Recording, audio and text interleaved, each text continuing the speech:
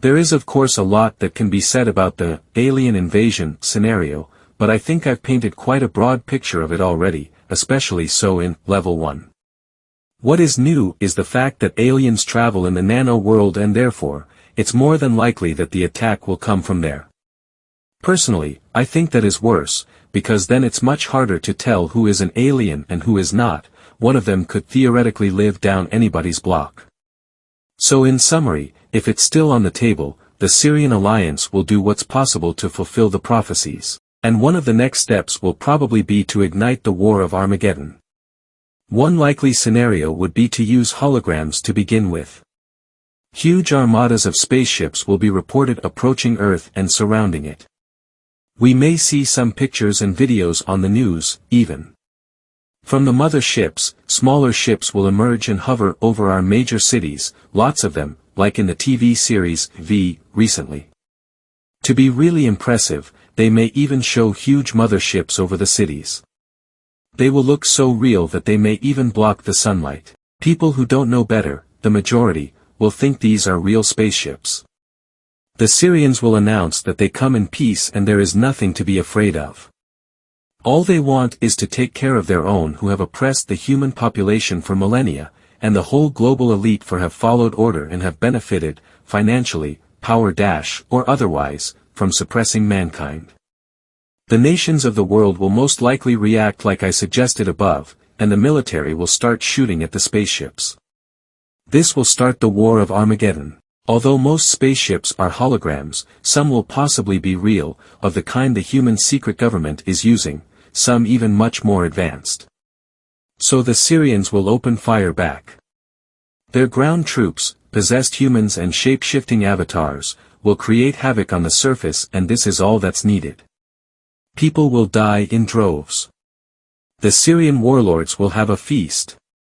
They will feed off all the terror and fear and bloodshed that they are creating, and this will boost their psychic power. They don't care if a large amount of the population will die, because after the war is over, they are going to create the machine world. They will rebuild the cities, but make mega metropolitans that will make New York or Tokyo look like smaller villages. The global elite will be killed off just as they promised, and afterwards the Sirian will take care of the wounded and help people on their feet. Then the second coming of the Lord Christ will happen. King Nanner, most likely, will step down and cure all the crippled and create a series of miracles which will convince people that he is the King of Kings. King Nanner. Once he's been put on the throne in Jerusalem, he will tell humans that he will reign for 1,000 years, and he will leave a skeleton crew here on earth who will help mankind stand on their own feet, and they will also teach us how to protect ourselves against outside alien forces who may want to take over real estate Earth after it has shifted owners. Then the skeleton crew will leave, and mankind will be sovereign and finally become the owners of planet Earth. After some time, King Nanner, if it's true that he actually did take over from the so-called Anu, will leave Earth and put it all in the hands of his ambassadors, of which you two may be one. Borden has also hinted at that Life Physics Group California will be helping the Sami out with the enormous task to teach humanity how to become sovereign.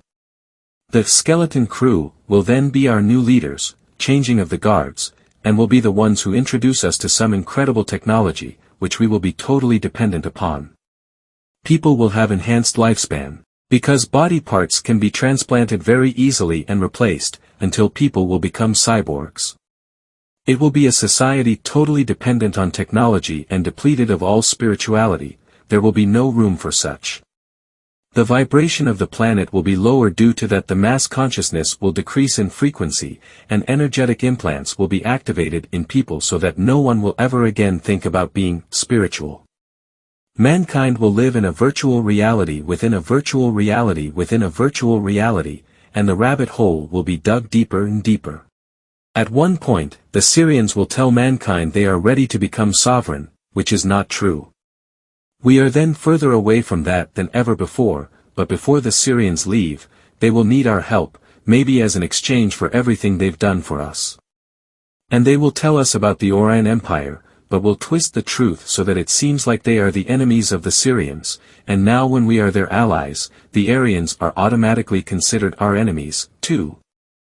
So we need to attack the empire of the divine feminine. They will explain that there are other planets elsewhere who are willing to help them accomplish this goal as well.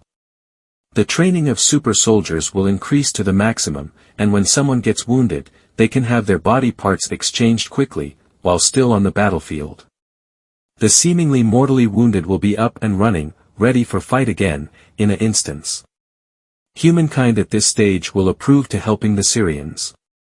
There could of course be an endless variety to the above scenario, but if we keep this basic plot in mind, I think it will be much easier to recognize what it is that's happening if the day comes when a whole bunch of Sirians are returning to Earth.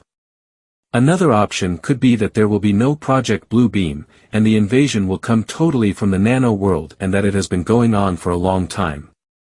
By creating all this fear and terror, which has increased exponentially in the last 75 years or so, people leave their bodies. Particularly so when the terror rate is on the maximum, but also by having jobs that are extremely insecure. Worries about the future and about survival in general becomes an everyday issue. This makes people leave their bodies and operate out of the bodies, because they want to escape. This makes it possible for entities to enter the vacant body and take it over.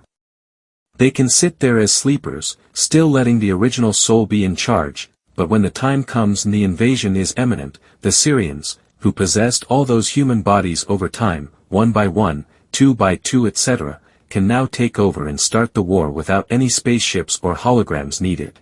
This is why it is so important not to fall into fear and terror, and to keep our heads leveled. And this is also potentially the main reason why it's so important for the Sirians to create increased fear and terror in these times. I know this all seems like doom and gloom, but it is my absolute conviction that mankind needs to be educated before we can start working on a solution, misspelled on purpose. If I'd had to pick one of the two scenarios I have described above, 1, a half hologramic, half physical/nano world real invasion, 2, an invasion totally fought from the nano world, I would pick 2. This is the most logical, because here is where the real power lies, and this is from where they can control us the best. But what is the solution, then, and are there really any? Yes, there are. First, however, let's complete exposing scenarios that are quite plausible, and there is one more paper to go after this one on the subject, and then we come to solutions in the last paper. But one thing that's really important is to recognize what is going on, always be alert, and trust your guts and your intuition. If something feels absolutely wrong, it probably is. And don't get involved in the nano war, because this will be the wars of the future. Soon battles will not be fought in the physical world anymore, but in the microscopical world, on a cellular level.